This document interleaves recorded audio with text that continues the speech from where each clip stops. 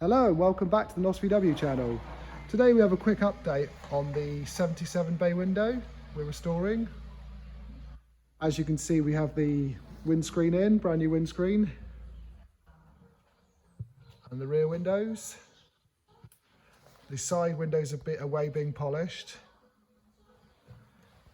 I've waxed all underneath. It's got to replace the shocks and brakes, that's all going to be done at a later date. And it's got a big order this week for the lights, parts and stuff, lights and parts. So we can finish electrics. But it is moving on slowly.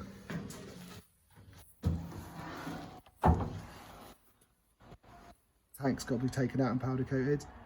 But as you can see, with it powder coated, it looks a lot, with it wax, it looks a lot neater.